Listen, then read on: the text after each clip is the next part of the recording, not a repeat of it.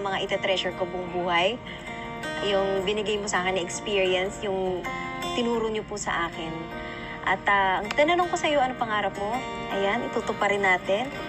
Meron akong regalong 100,000 pesos. Ay, salamat po. Kuya! Salamat po.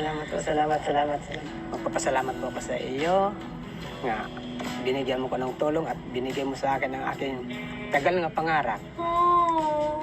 na 25 years na naghanap buhay para makabili lang ko ng sariling panghanap buhay para sa aking pamilya. Yun lang po. Bili ka na ng boat. Kailan ka bibili?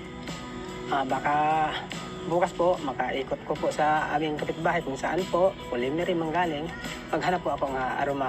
Papakita ko po sa iyo ang aking binigay nga tira pambili ng panghanap. Basta alam ko yan, kuya. Tsaka Pangarap alam ko po yun. Opo. At tsaka alam Pangako ko po sa iyo na makita mo ang iyong binigay at pangarap ko nga dumating din ngayon na araw. Yeah. Kuya, pinapaiyak mo ko naman. Siyempre po ay kung hindi ko makabili pag wala kayo po dahil sa 25 years na po, naghanap buhay ko makaipon. Hindi po ako makabili ng ganito makakita ng ganitong pera kalaki. Pagsipispagan ko po yun. Napawag-ipon ko, araw makaroon ko ng magandang maalwan natin mga anak, matutuwa, makahiga mo lang ng kahit kutson. Yes. Dahil siyempre nakikita mo naman aming bahay, tagpi-tagpi lang. Sana Lord, ito po binigay ng ate.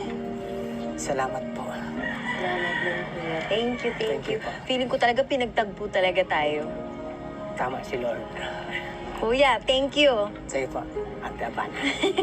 Salamat po sa inyo, mga kasamahan. At kung sino man dyan ang kasama ng ate, salamat po sa inyong lahat. Ito po ang pangarap ko po nga makahawak po ganito at makabili po ako ng aking panghanap buhay sa aking pamilya. Salamat.